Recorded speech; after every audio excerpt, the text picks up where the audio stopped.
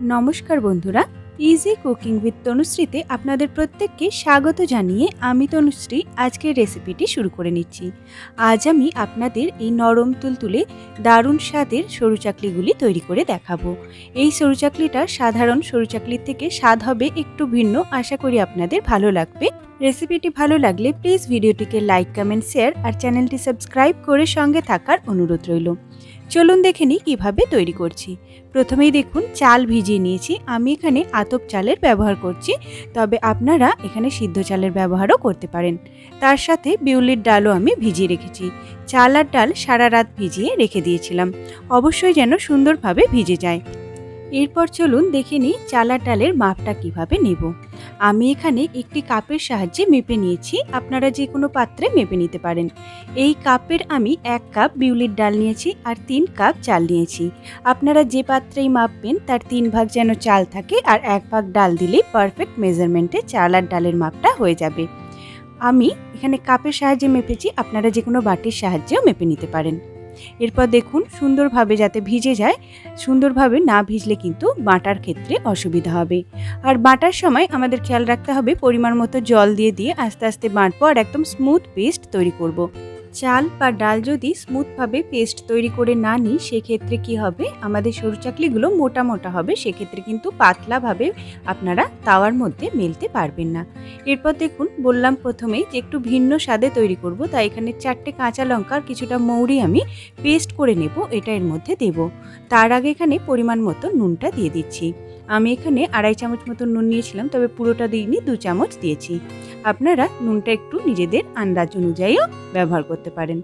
আর ওই যে কাঁচা লঙ্কা আর মৌরিটা পেস্ট করে নিয়েছিলাম ওইটা দিয়ে দিলাম। কাঁচা লঙ্কা আর মৌরি দিলে এর স্বাদটা একদম ভিন্ন হয়ে যায়। সাধারণ নর্মাল যে সরু চাকলি আমরা তৈরি করি তার থেকে খেতে কিন্তু অনেকটাই সুস্বাদু হয়ে যায়। আপনারা একবার অবশ্যই এইভাবে তৈরি করে দেখবেন, আশা করি আপনাদেরও ভালো লাগবে। ভালো লাগলে কমেন্টে জানাতে ভুলবেন না কিন্তু। দেখুন ব্যাটারটা গুলে নিয়েছি, কিন্তু ব্যাটারটা এখন ঠিক আছে, এতটা ঠিক হলে আমাদের হবে না। আমি প্রথমে অর্ধেকটা সাইডে রেখে বাকি অর্ধেকটার মধ্যে জলটা দিয়ে কনসিস্টেন্সিটা আপনাদের দেখিয়ে দিচ্ছি।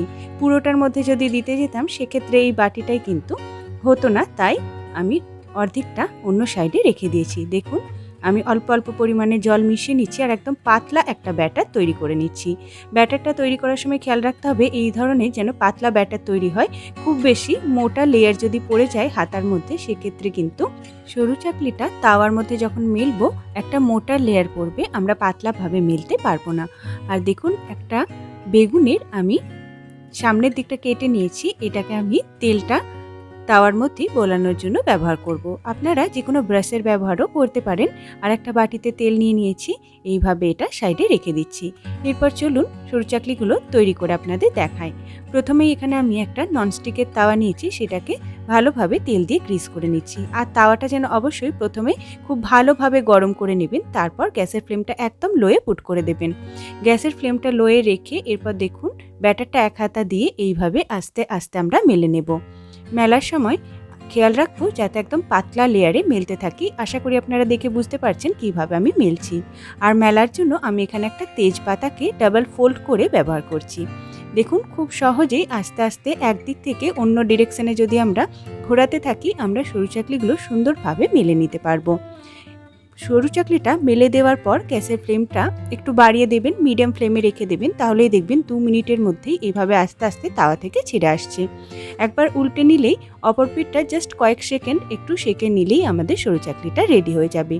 আর হ্যাঁ, সরু চাকলি এইভাবে তাওয়া থেকে তুলে সঙ্গে সঙ্গে ফোল্ড করবেন না, তাহলে ভাপটা ভিতরে বসে যাবে।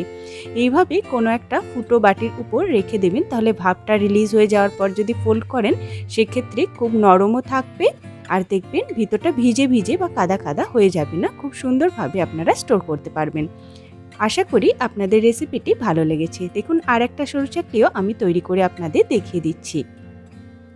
আবার তাওটাকে সেম প্রসেসেই গরম করে তারপর ওটার মধ্যে তেল গ্রিস করে নিয়ে একইভাবে আমরা ব্যাটারটা দিয়ে এটাকে মেলতে থাকবো। তবে হ্যাঁ, যতবার ব্যাটারটা ব্যবহার করবেন একবার খুব ভালোভাবে গুলে নেবেন, তা না হলে কিন্তু চালটা নিচে বসে যায় আর ডালটা উপরে ভেসে ওঠে। অবশ্যই প্রত্যেকবার এইভাবে একবার গুলে নেওয়ার পর ব্যাটারটাকে দেবেন, তাহলে পারফেক্টলি সরু চাকলি আপনারা তৈরি করতে পারবেন।